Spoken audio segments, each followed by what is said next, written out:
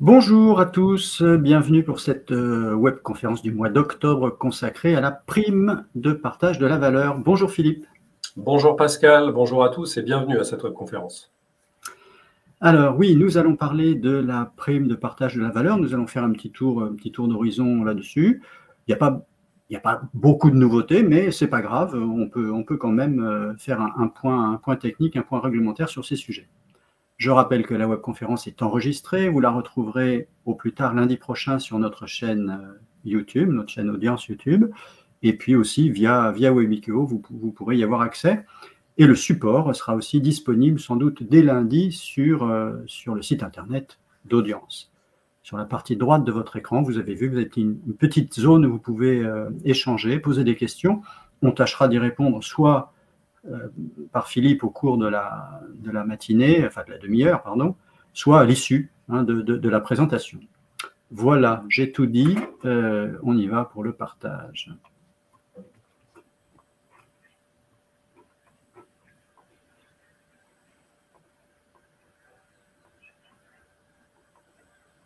Est-ce qu'on est bon? C'est bon Pascal, on peut y aller. Allez. Alors, je vous propose de dérouler le sujet en 5 parties, histoire de classer les choses. On va commencer par la petite origine, les points clés, la question évidemment des exonérations de cotisations sociales et d'impôts sur le revenu, les montants maximaux des versements de cette prime et les modalités potentielles de versement, ainsi qu'un point sur la date de versement. Allez, on commence par le commencement. Tout a commencé en janvier 2019. Rappelez-vous, il y a eu une crise un peu populaire des gilets jaunes. Et en réaction, eh bien, le gouvernement de l'époque a instauré la PEPA, la prime exceptionnelle de pouvoir d'achat, qui était la possibilité donnée aux entreprises de verser une prime exceptionnelle pour compenser l'augmentation, enfin la baisse plutôt, du pouvoir d'achat. Cette prime exceptionnelle de pouvoir d'achat eh bien, a évolué à partir d'août 2022. Le nom a changé, on parle de prime de partage de la valeur et il y a un certain nombre de modalités pratiques qui ont évolué. Voilà donc pour la petite origine. Alors, la définition d'un point de vue strict, c'est un dispositif qui permet à chaque employeur de verser une rémunération exonérée sous condition de cotisation et contributions sociales et fiscales. Voilà la définition générique. On a 4 points clés concernant l'application de cette prime. Premier point clé, bien sûr, c'est facultatif. Il n'y a aucune obligation pour les employeurs de verser une telle prime. C'est annuel, on va le voir, les limites d'exonération, ce sont des valeurs annuelles. Troisième point, il y a une formalisation qui est nécessaire, on va en parler juste après, et les exonérations sociales et fiscales liées à cette prime sont possibles sous condition, on va les détailler. Alors, on y va. Premier point, facultatif. Donc, en effet, les entreprises n'ont aucune obligation de verser une prime de partage de la valeur.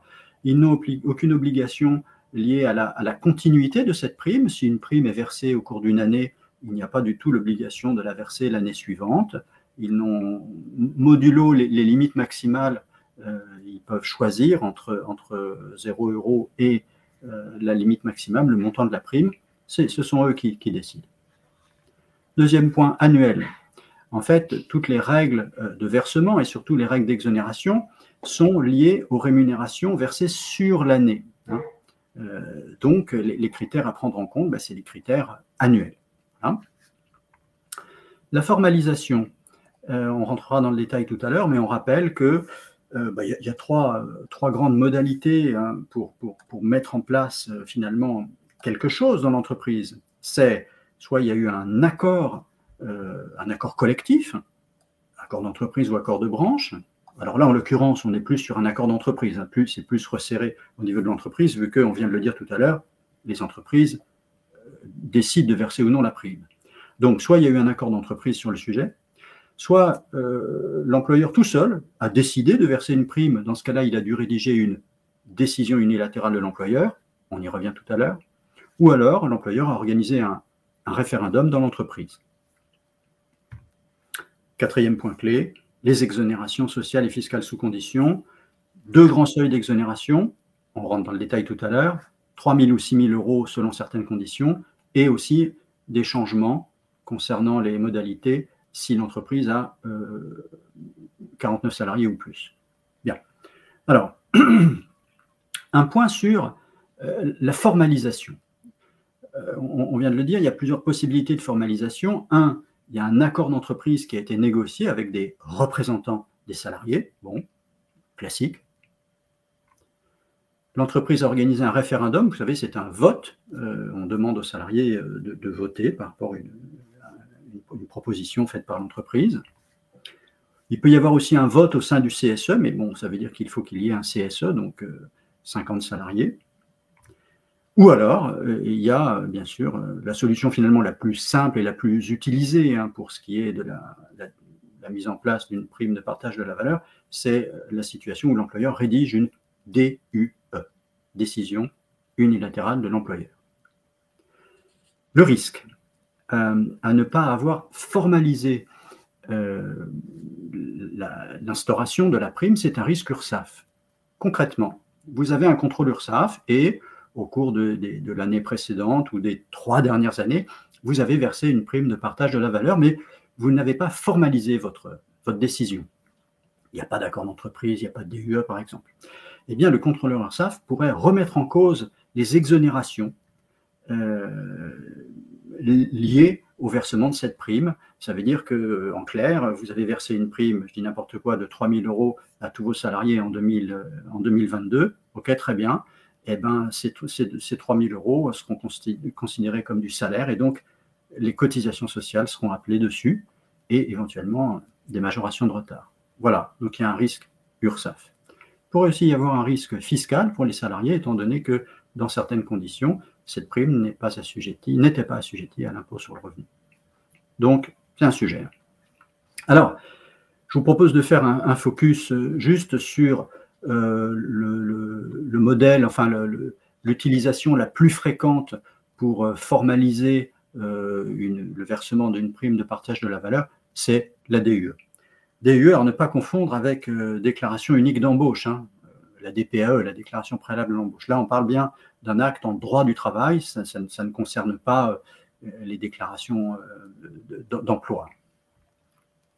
Donc, oui, la DUE, c'est un acte de droit du travail qui engage la responsabilité de l'employeur. Voilà, c'est tout simple. On rencontre aussi la DUE, vous le savez, quand l'entreprise décide de mettre en place une protection sociale complémentaire qui ne lui est pas imposée par un accord d'entreprise, par un accord de branche, par exemple. C'est le cas de figure, vous mettez en place une complémentaire santé à votre initiative, votre convention collective ne dit rien là-dessus, eh bien vous faites une DUE pour acter cette décision. Bien. Dans une DUE, c'est un document, un papier-crayon, vous allez remplir, vous allez rédiger un document. Donc, classiquement, dans une décision unilatérale de l'employeur, il y a l'identification des parties, c'est l'employeur, okay, et l'autre partie, c'est les salariés visés. Il peut y avoir certains salariés visés ou d'autres, dans certains cas. En ce qui concerne la PPV, on va le voir tout à l'heure, c'est tous les salariés qui sont visés en principe. Ensuite, on rédigera une petite intro avec l'objet de la décision, là en l'occurrence, décision de verser une prime de partage de la valeur selon la réglementation patati patata.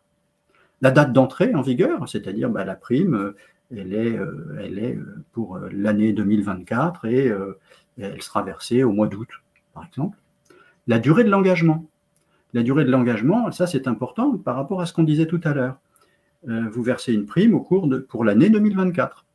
Et donc, on veillera bien dans la DUE à rappeler que l'employeur ne s'engage absolument pas à renouveler le versement de cette prime. C'est quelque chose de ponctuel et ça ne constitue pas un usage.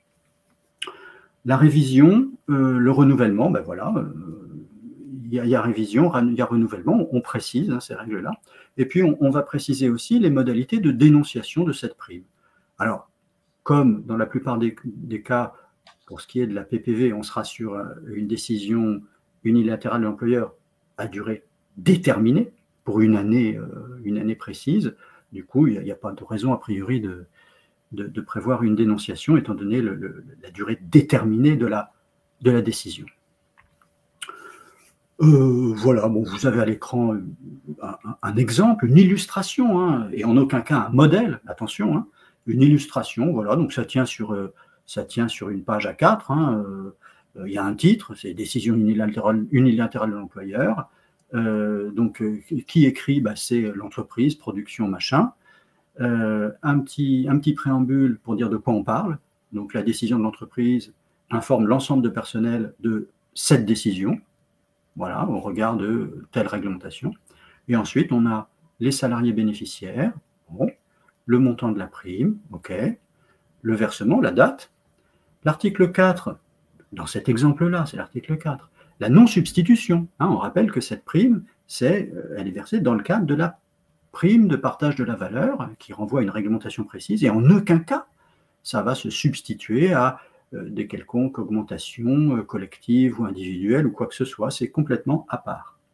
Et puis, dernier article, durée de la décision, je vous le disais tout à l'heure, on rappelle bien que cette décision, elle est ponctuelle au titre de telle année et qu'en aucun cas, ça constitue un usage ou un engagement contractuel à durée indéterminée.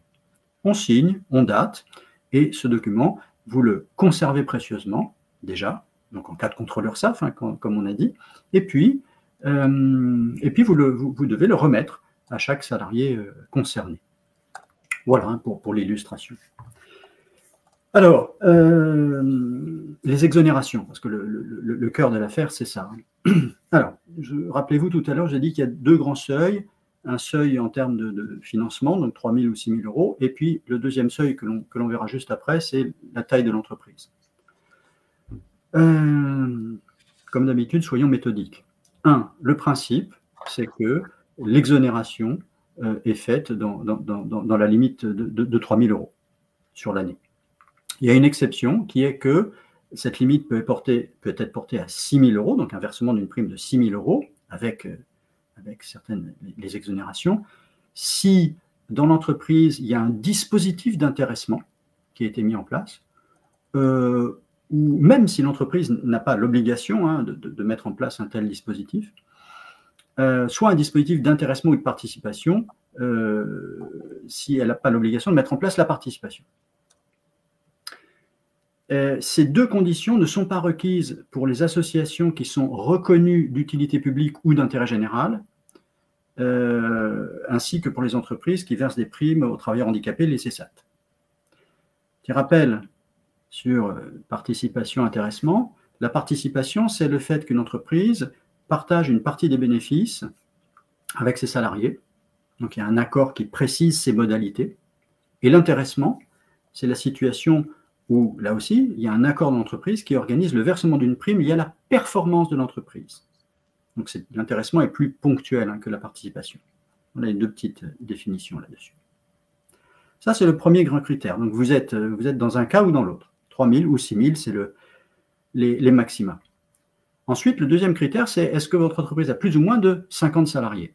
Alors, on rappelle déjà donc, la limite de 3 000 ou 6 000, ça reste toujours. Et ensuite, on a, alors suivez bien, les entreprises qui ont moins de 50 salariés. Alors, je sais bien que c'est sans doute la plupart des situations parmi les personnes qui nous suivent là en ce moment. Les entreprises qui ont moins de 50 salariés et les salariés de ces boîtes qui ont une rémunération inférieure à 3 SMIC annuels sur les 12 derniers mois qui précèdent le versement de la prime. Les 12 derniers mois qui précèdent le versement de la prime, ça veut dire que ce n'est pas sur l'année dernière, hein. On est sur des mois glissants. Eh bien, quelles sont les exonérations? Depuis cette année jusqu'à 2026, on a une exonération totale sur les cotisations sociales, sur les contributions CSG-CRDS, sur le forfait social, le cas échéant, et sur l'impôt sur le revenu pour l'individu. OK? Donc là, c'est sans doute le cas de figure de vous qui nous suivez actuellement. Pour info, les entreprises qui ont à partir de 50 salariés, alors pour eux, et pour leurs salariés, quelle que soit leur rémunération, même si leur rémunération est plus de 3 SMIC sur les 12 mois qui précèdent la date de versement de la prime, eh bien, pour eux, depuis cette année jusqu'en 2026, il y a exonération de cotisations sociales, il y a exonération du forfait social, alors pour les entreprises de moins de 250. En revanche, il y a assujettissement à la contribution sociale généralisée et à la contribution pour le remboursement de la dette sociale, assujettissement à la taxe sur les salaires pour les entreprises concernées et assujettissement à l'impôt sur le revenu, modulo l'affectation de cette prime sur un plan d'épargne particulier. Voilà, donc je pense que dans la majeure partie des personnes qui nous suivent, on est plutôt sur la colonne de gauche. On continue.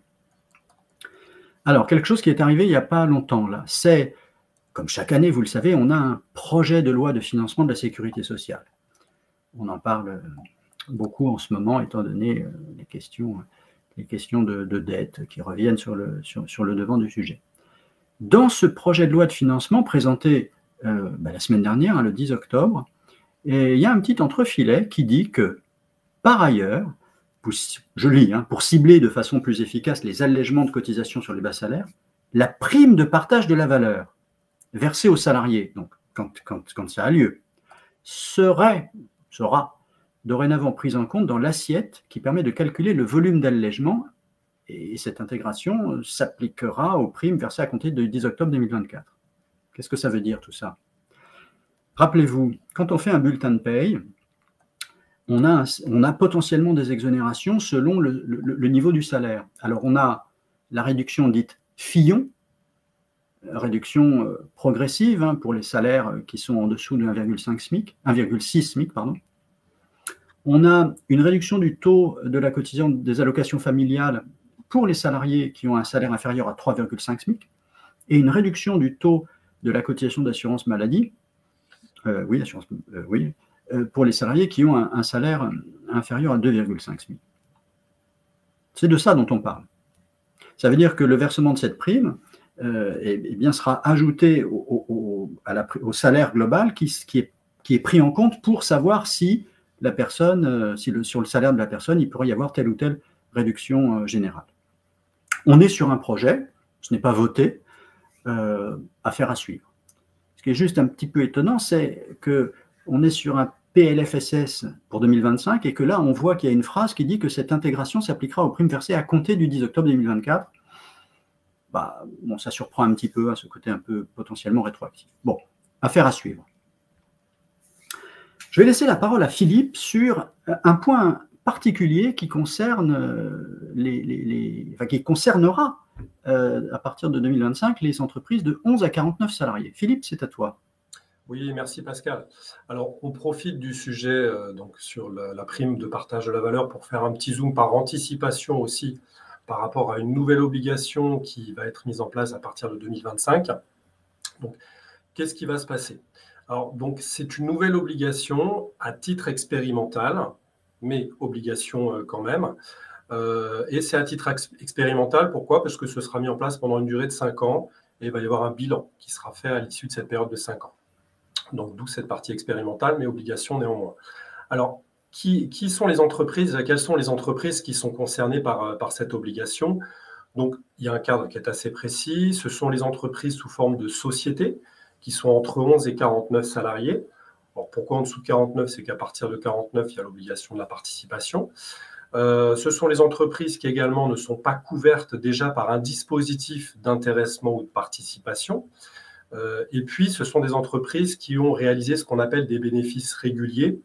Et là, il y a un cadre précis, c'est que le bénéfice net fiscal, il est au moins égal à 1% du chiffre d'affaires sur les 3 derniers exercices. Alors, qu'est-ce qui va se passer? Elles sont obligées à, quelle est l'obligation exactement? Alors, le but de cette nouvelle obligation, c'est de donner une impulsion supplémentaire au partage de la valeur, tout ça pour favoriser le pouvoir d'achat. Donc, qu'est-ce qui va se passer pour ces entreprises? C'est qu'elles auront obligation de mettre en place donc, un dispositif de partage de la valeur. Et ce dispositif, ce sera au choix.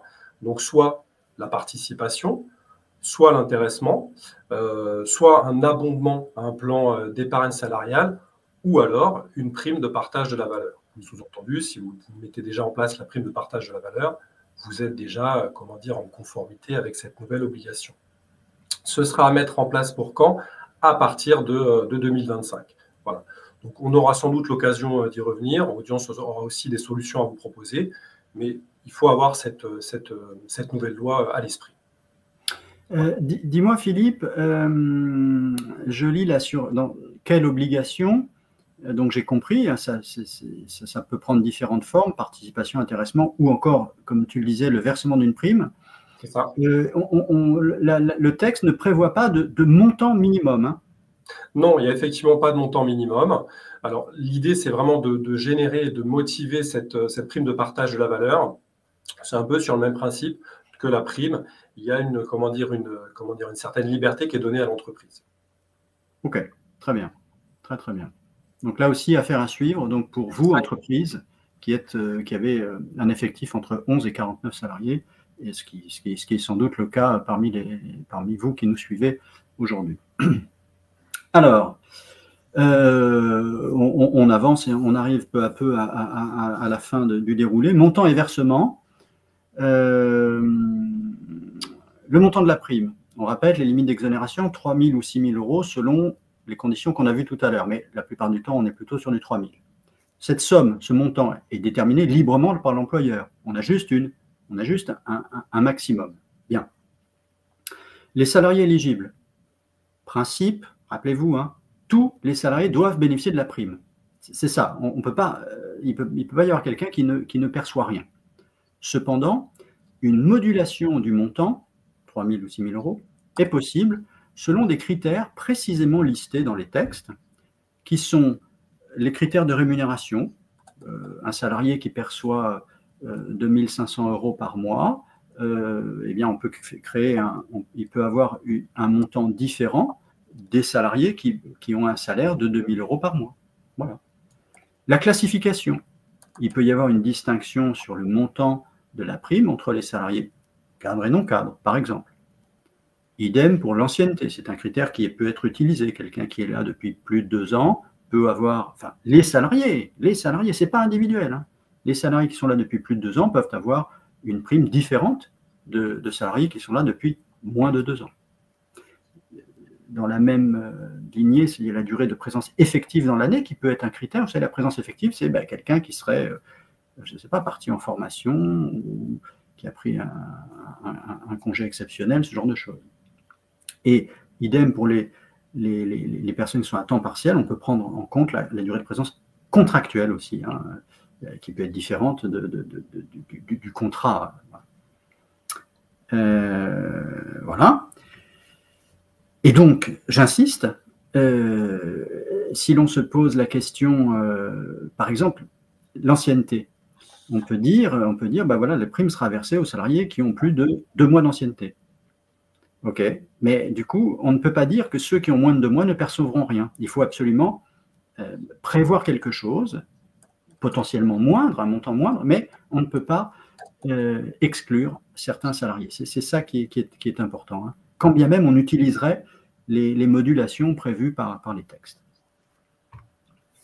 Ah, évidemment, on en arrive à cette question hein, pour les personnes qui recrutent des artistes et des techniciens intermittents. Quid des intermittents du spectacle, sont-ils concernés? La réponse est oui. Pourquoi? Parce que les artistes et les techniciens intermittents sont des salariés. Donc, il ne peut pas y avoir d'exclusion de principe. Déjà, ça c'est le point 1 et le point 2.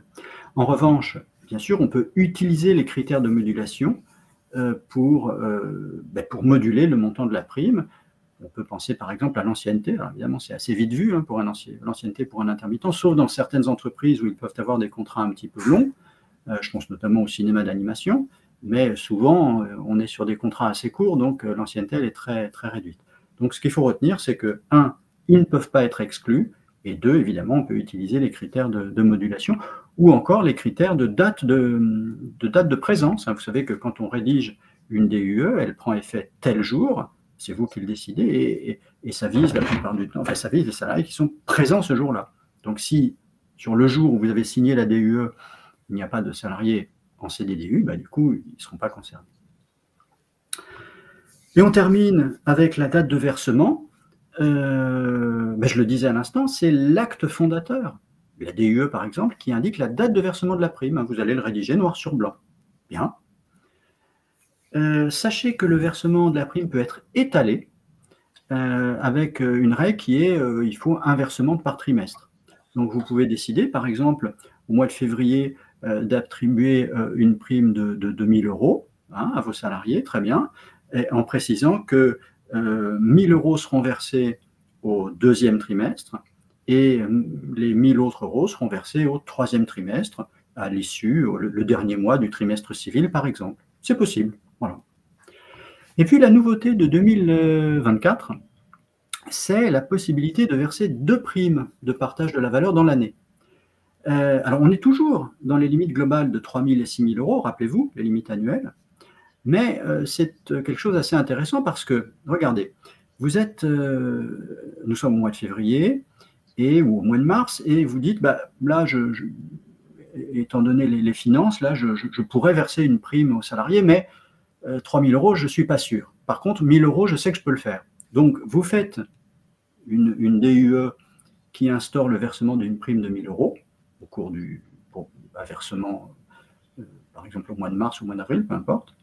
Et puis, du coup, vous avez la possibilité, si vos finances vous le permettent, eh bien, à l'automne, vous avez la possibilité de décider de verser une prime jusqu'à, pour le coup, 2 000 €. Donc, c'est une deuxième prime dans l'année. Donc, vous rédigerez une nouvelle DUE pour officialiser le versement d'une deuxième prime dans l'année.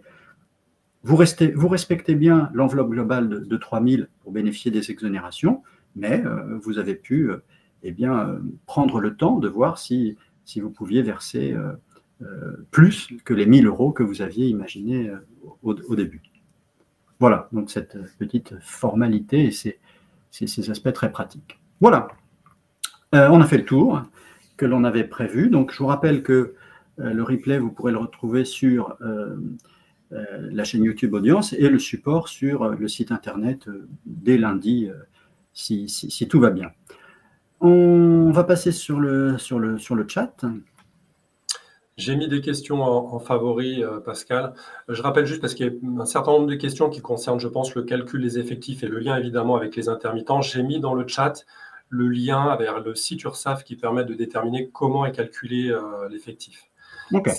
Sur les questions du chat, dans les favoris, il y a une première question d'Evelyne à 10h18 qui pose la question sur les exonérations pour les salaires supérieurs à 3 SMIC. Alors, dans les situations qu'on a évoquées tout à l'heure, pour ce qui est de la prime de la partage de la valeur, il n'y a pas d'exonération de cotisation sur la PPV pour les personnes qui ont eu des salaires supérieurs à 3 SMIC sur les 12 mois qui précèdent la date de versement. Donc, il n'y a pas d'exonération sur la PPV. Après, je vous renvoie au dispositif lié en paye et là, on se retrouve sur la seule situation que j'ai en tête, c'est la réduction en fait du taux de la cotisation d'assurance des allocations familiales pour les salariés qui ont un salaire inférieur à 3,5 SMIC. Donc là, on bascule sur des questions de paye, Evelyne. Il y a une question de Myriam également dans les favoris à 10h22 sur justement la notion de prime de partage de valeur qui doit être déclarée à la CAF, éventuellement ou pas. C'est une bonne question et là, je n'ai pas la réponse en tête, je ne sais pas. C'est probable, il faut aller voir il faut demander à la CAF. Là, je sais, je n'ai pas l'info, mais en revanche, Myriam, je vois bien effectivement l'importance de cette question. Il y a une question de Julie aussi à 10h22. Est-ce que les mandataires sociaux sont-ils toujours exclus du dispositif de la prime de partage de la valeur ? Cette prime de partage de la valeur ne concerne que les travailleurs salariés au sens droit du travail. On a une question ensuite de Pierre, 10h23. Quelle application pour une entreprise qui n'emploie que des intermittents du spectacle? Auquel doit-on verser la prime de partage de la valeur en fonction de la durée ou fréquence de leur contrat? Mais c'est un peu ce qu'on évoquait tout à l'heure, Pierre, c'est-à-dire que déjà le principe, c'est que c'est vous qui décidez du versement de la prime de partage de la valeur, et dans l'acte fondateur, donc la plupart du temps une DUE, vous indiquez les salariés qui vont être concernés et vous indiquez, souvent c'est rédigé de la manière suivante, voilà, les salariés présents à la date de signature de la DUE pourront percevoir une prime de. Donc la question, c'est quels sont les salariés qui sont présents à la date où vous avez signé la DUE. Et donc, si vous avez des salariés, intermittents ou permanents, peu importe, ben, ils seront concernés. Voilà. Il y a des questions qui rejoignent un petit peu le sujet. Question de Chloé qui a mis deux questions à 10h25 et à 10h26. Justement, est-il possible de verser une prime à des intermittents qui ont été employés dans l'année mais qui ne sont pas des salariés au moment de la DUE? Voilà, même réponse. C'est votre DUE qui précise les choses et qui dit donc, la plupart du temps, les salariés présents à la date de la signature de la DUE auront une prime. C'est lié finalement aussi au paiement d'un salaire, parce qu'il faudra malgré tout indiquer cette somme sur un bulletin de salaire, quand bien même elle ne serait pas assujettie aux cotisations sociales, il faut bien la déclarer quelque part. On a une question aussi de Stéphanie. Un intermittent doit-il déclarer cette prime lors de sa déclaration mensuelle à France Travail? Non. Non, ce n'est pas soumis à cotisation, donc ça n'a pas à être intégré. Il y a une question de Marilène encore. Doit-on faire une DUE dès le 1er janvier 2025 ou à faire au bout des 3 ans pour voir si on est sur les 1% du chiffre d'affaires? Je pense que c'est lié au point que j'ai abordé concernant la nouvelle obligation. Alors, ce qu'il faut savoir, c'est qu'il faut décorréler les choses. C'est-à-dire qu'en fait, les 1% du chiffre d'affaires sont une des conditions pour que vous rentriez dans l'obligation. Voilà, elle est décorrélée du fait que la DUE soit faite le 1er janvier 2025 ou pas. En clair, si vous avez un bénéfice net fiscal qui est supérieur à 1% du chiffre d'affaires durant les 3 derniers exercices, vous rentrez dans cette obligation pour les salariés qui vont arriver. Voilà, c'est un dispositif qui est à venir. Hein, on en a parlé. C'est un peu par anticipation, mais ce n'est pas quelque chose qui est rétroactif, ce sont des conditions qui s'appliquent et qui vont générer une obligation. Je remettrai aussi le lien vers le texte et il y a une petite FAQ, un site qui a été assez bien fait sur ce sujet. Ouais. Donc, en fait, pardon, si on revient sur la question, c'est bien, il faut qu'il y ait la condition sur les 3 dernières années. C'est ça, c'est les 3 derniers exercices consécutifs, effectivement. Si jamais il n'y a pas cette condition de bénéfice net fiscal qui est effective durant les 3 dernières années, vous n'êtes pas concerné. Donc, il faut effectivement qu'il y ait cette condition parmi les autres. Voilà. Donc juste, pardon, un point de détail, je vois la personne marquée donc à partir du 1er janvier. Non, déjà, il faut attendre les documents du comptable, donc ça n'arrive jamais au 1er janvier déjà. Effectivement, tout à fait, tu as entièrement raison. Il y a une question, si on revient sur les questions dans le favori en chat, une question d'Agathe qui revient sur la prime. Le versement de la prime doit-elle apparaître sur le bulletin de paie? Oui, elle apparaît sur le bulletin de paie parce qu'il faut que ce soit matérialisé. C'est une information qui passe en DSN. Donc oui, ça apparaît sur le bulletin de paie, mais évidemment, elle est en bas, en bas du bulletin, non soumis à cotisation. Il y a aussi une question de Marine. Est-ce qu'un salarié permanent qui quitte l'entreprise début décembre peut-il prétendre à la prime de partage de la valeur? Mais j'en sais rien. Que dit l'acte qui a instauré la prime de partage de la valeur dans votre entreprise? Je ne sais pas. Le fait qu'il quitte l'entreprise début décembre, ok, mais je ne comprends pas bien la question. Que dit votre prime de partage de la valeur? À quel moment vous avez décidé de verser une prime? Si c'est au mois de novembre, le mois de novembre, c'est avant le mois de décembre, donc il n'est pas parti, donc il pourra bénéficier de la prime. Voilà, c'est tout simple. Une autre question d'Emmanuel. Nous avons 2 apprentis. Ont-ils droit à la prime de partage de la valeur, qui est en lien aussi peut-être avec les questions d'Hervé, avec le cas des intérimaires, peut-être en lien aussi avec les apprentis et les stagiaires, éventuellement? Les apprentis, les personnes qui sont en contrat d'apprentissage sont des salariés. Du coup, ils n'ont pas à être exclus. Les intérimaires, la personne qui est en situation d'intérim, vous savez, l'intérim, comme on dit, c'est le CDD à 3. Il y a vous, entreprise utilisatrice, la personne qui va travailler, le salarié, et l'entreprise intérim. Et donc, la personne qui va travailler, elle est salariée de l'entreprise d'intérim. Elle n'est pas votre salarié. Donc, ils ne sont pas concernés par ce que vous décideriez en interne sur le versement d'une éventuelle prime. Une question de Suzanne sur un point, à mon avis, que tu as déjà abordé. Est-ce qu'on peut donner une prime uniquement à certains salariés et pas à tous les salariés? Ouais. Mais ça, je comprends, hein, Suzanne, que vous reveniez là-dessus, parce que dès lors que la réglementation dit qu'il peut y avoir une modulation de la prime, on se dit, bah, du coup, la modulation, elle peut générer une exclusion d'un salarié. Oui, mais non. Le principe reste le fait qu'on ne peut pas exclure un salarié. On peut moduler le montant de la prime selon des critères précisément identifiés qu'on a vus tout à l'heure, mais on ne peut pas exclure un salarié. Une question de la compagnie M. Si un intermittent n'a qu'un cachet, donc un jour d'embauche dans l'association, ai-je l'obligation de lui donner la prime? Bah, désolé, compagnie M, mais on l'a déjà dit tout à l'heure. Hein. Qu'est-ce que vous avez rédigé dans votre décision unilatérale de l'employeur, hein, c'est la plupart du temps ce type de document, hein, qu'on rédige pour formaliser le versement d'une prime. Qu'est-ce qui est marqué? Si il est marqué que les salariés présents le 31 mai percevront une prime de, bah, si vous avez un artiste qui a été présent, qui a été embauché le 31 mai, il pourra percevoir la prime. C'est tout simple, en fait. Hein. Ouais. La question d'Alexandra M, je pense qu'elle est aussi sur le même sujet. Si la DUE précise que cela concerne les salariés présents le jour de la signature de la DUE, cela veut dire qu'on ne compte que les intermittents qui ont un cachet ce jour-là précisément. Ça rejoint un petit peu ce que tu as précisé. Oui, mais s'il y a des questions là-dessus, c'est que c'est ambigu, donc c'est important. Hein. Alexandra, non. Non, ça vise tous les salariés présents ce jour-là, pas que les intermittents.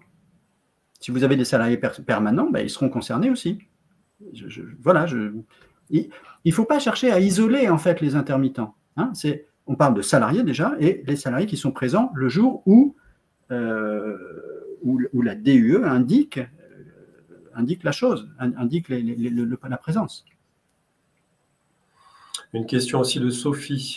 Est-ce qu'on peut mettre sur notre DUE que les intermittents qui ont travaillé par exemple plus de 160 heures dans l'année toucheront leur prime sur la prochaine paye, avant le 31 décembre 2024? Ouh, ça se corse. Ça se corse. Alors, déjà, vous ne pouvez pas isoler les intermittents des autres salariés. Ce n'est pas un critère. Vous vous souvenez des critères de modulation, hein? La question de la nature du contrat de travail n'est pas un critère. Donc déjà, c'est mal parti cette affaire. C'est mal parti. Et oui, la base déjà, ça ne va pas. Vous ne pouvez pas dire, vous pouvez pas isoler par rapport à un temps de travail effectif, hein, 160 heures, temps de travail effectif. Vous ne pouvez pas isoler les intermittents des autres salariés. Donc, il faudrait trouver peut-être une autre formule, hein, par rapport à ce temps de travail, le cas échéant. Et après, sur le fait de percevoir leur prime sur la prochaine paye avant le 31/12,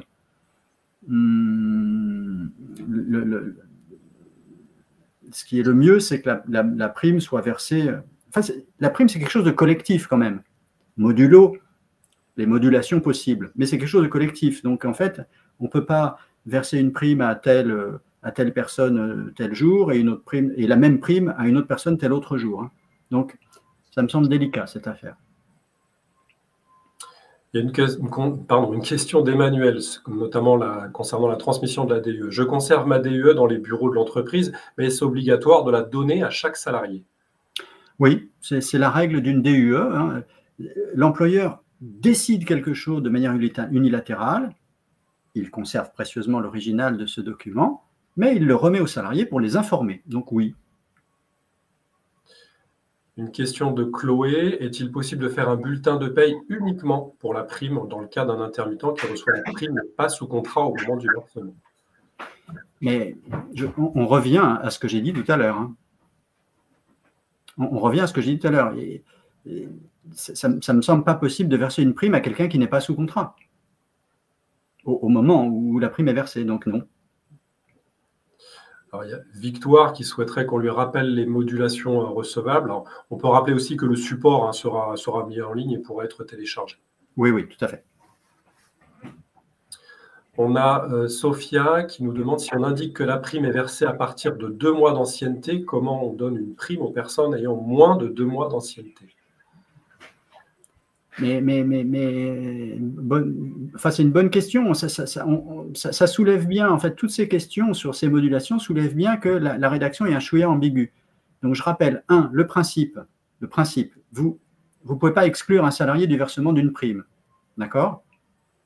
Les conditions de modulation ne sont là juste que pour moduler le montant de la prime. Donc, si vous dites, donc vous ne pouvez pas dire, dans votre DUE, une prime de partage de la valeur sera versée uniquement aux salariés qui ont plus de 2 mois d'ancienneté. Vous devez dire, salariés qui ont plus de 2 mois d'ancienneté, X euros de prime, salariés qui ont moins de 2 mois d'ancienneté, Y euros de prime. Voilà. Evelyne qui revient sur l'affichage de la DUE. Est-ce que l'affichage de la DUE sur le tableau d'affichage obligatoire ne serait pas suffisant? Je pense qu'on parle de la transmission d'informations. Ah oui, bonne question. Écoutez, dans les textes, il est dit que la DUE est remise aux salariés concernés. Un tableau d'affichage dans une entreprise est valable pour tous les salariés qui arrivent dans l'entreprise, et donc non, c'est pas ce qui est prévu. Clara qui demande si la somme qu'on précise sur la DUE est la somme qu'on donne à chaque salarié ou est-ce qu'elle est partagée entre les salariés? Non, c'est les limites que l'on a données, là, les 3 000 € maximales pour bénéficier des exonérations sociales et fiscales, c'est des sommes par salarié. Alors, j'ai fait le tour des questions dans les favoris. Après, si on regarde sur le chat classique, ouais, j'y vais. Je crois qu'on arrive, on est vers les 10h40. Pascal, pour te donner un petit repère, je crois. Ouais, j'y suis. Alors, il y a encore un certain nombre de questions qui arrivent.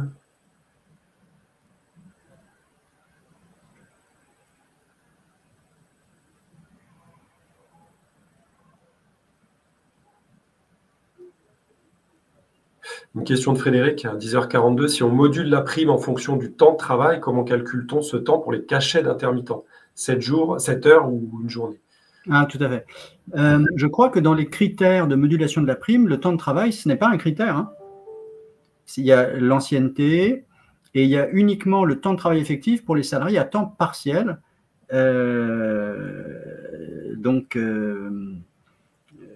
donc je pense qu'il n'y a que cette question d'ancienneté. Hein. Je ne pense pas que ce critère soit possible là du temps de travail pour les intermittents rémunérés au cachet.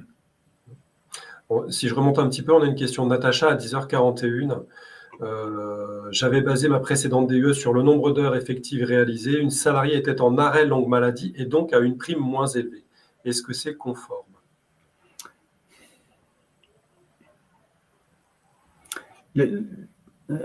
À vérifier, mais la question du nombre d'heures effectives réalisées, ce n'est pas un critère, c'est uniquement, c'est uniquement pour les salariés à temps partiel. Hein. Donc, c'est un souci, ça. Je ne pense pas que ce soit correct. Hein. C'est cette histoire de prendre en compte les heures effectives réalisées. Hein. Ça me semble délicat. Hein. Il y a une question de Frédéric à 10h43. Est-ce que l'on peut additionner tous les cachets de l'année, étant entendu que l'intermittent doit être embauché le jour du versement? Ça, c'est sûr qu'on peut additionner les cachets de l'année, mais je ne vois pas pourquoi faire. Je ne comprends pas la question. Parce que si c'est pour moduler le versement en fonction du salaire, oui, du coup, ça, c'est possible. Une question de Gracella à 10h43. Est-ce qu'on peut intégrer un stagiaire longue durée présent le jour de la DUE? Les stagiaires ne sont pas des salariés, donc ils ne sont pas à vérifier parce que c'est toujours un peu compliqué, mais je pense qu'ils ne sont pas visés par la prime de partage de la valeur. Hein. Une question d'Odile qui revient. Si l'entreprise n'a pas versé de prime de partage de la valeur aux intermittents, mais que aux permanents, que risque-t-elle en cas de contrôle URSSAF? Odile, vous voulez dire que le jour où la prime a été actée par les DUE, il y avait des salariés intermittents présents ce jour-là, hein, sous contrat. C'est ça, je pense que ce que vous voulez dire. Eh bien, si vous avez un contrôle URSSAF et si le contrôleur s'aperçoit que du coup tout le monde n'a pas été visé par la prime, il y a un risque effectivement de requalification de cette prime en salaire et donc que des cotisations sociales soient dues dessus. Il y a Kimberley, 10h44, qui nous demande si par mégarde l'employeur a versé une prime de 6 000 € au lieu de 3 000. Donc déjà, ça, c'est pas mal. Mais quelles sont les conséquences? Même si l'entreprise était dans la situation où le seuil était 3 000 et pas 6 000, eh bien, là aussi, en cas de contrôle URSSAF, les 3 000 qui excédaient le seuil des 3 000, donc risqueraient d'être assujettis à cotisation sociale. Là, Kimberley, je pense que vous devriez corriger le tir avant un contrôle URSSAF éventuel. Hein, ça serait plus prudent. Une question de Sabrina à 10h46. Un salarié ayant des absences sans solde, est-ce qu'on peut prendre la durée de présence effective dans l'année pour moduler sa prime? Alors du coup, je reviens juste sur les critères parce que là, ça devient... Je pense que c'est la notion de sans solde. Ouais. Tac.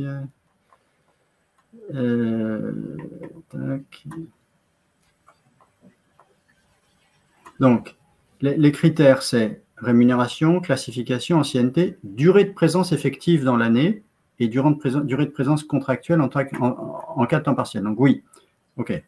Donc oui, réponse à Sabrina, oui. Un salarié ayant eu des absences, du coup, on peut revenir sur la présence effective dans l'année. Donc oui, pardon, j'avais zappé ce critère, vous avez raison. Une question de Sophia à 10h48 qui pose la question si s'il y a une requalification de la prime, quelle retombée, quelles conséquences pour le salarié? S'il y a ça veut dire que l'entreprise, elle est redevable des cotisations sociales, mais vous savez que dans les cotisations sociales, il y a les cotisations patronales et salariales, et donc vous pourriez être en droit de demander aux salariés de ponctionner les cotisations salariales sur un prochain bulletin de salaire. Après, si les salariés sont partis, ça va être compliqué. En pratique, quand il y a une erreur comme ça, c'est souvent l'employeur qui est redevable de l'ensemble des cotisations patronales et salariales. Une question de Victoire à 10h46. Le seuil des 6 000 € ne concerne que les entreprises ayant mis en place un plan d'épargne salariale? Le seuil des 6 000 €, je reviens sur ma vignette. Pardon. Oui, les 6 000 €, s'il y a un dispositif d'intéressement ou un dispositif de participation. C'est ça le seuil des 6 000 €. Ouais, encore des questions de Claire et de Marine concernant les alternants et les apprentis. On a donné la réponse, hein, ce sont des salariés, donc a priori, ils sont concernés. Je pense qu'on a fait le tour des questions. Mais je vous engage sur ces questions-là à regarder sur le site internet de l'URSSAF. Vous savez qu'il faut toujours aller à la source et on a des informations très précises. Et aussi, pour les plus aventureux, aller regarder sur le site internet du BOSS, le bulletin officiel de la sécurité sociale, qui est très précis sur tous ces sujets. Et donc, généralement, on a les réponses à nos questions. Alors, on n'aura pas les réponses sur les intermittents, hein. Ça c'est vraiment très particulier. Mais encore une fois, il faut avoir en tête de ne pas considérer les artistes et les techniciens qu'on embauche en CDDU comme des cas à part. Ce sont des gens en CDD, point. Voilà, c'est ça qu'il faut vraiment retenir, hein, sur ce point particulier. Ok. J'ai mis le lien justement sur l'article du BOSS qui traite donc de ce sujet dans le chat. Ok. Bien. Écoutez, merci beaucoup. Là, on a pris du temps. Il y avait des questions. Le sujet est un chouïa pointu. Merci beaucoup pour votre attention. Écoutez, on se retrouvera dans quelques temps pour une prochaine webconférence. À très bientôt. Merci Philippe. Merci Pascal. Merci à tous. À bientôt. Au revoir.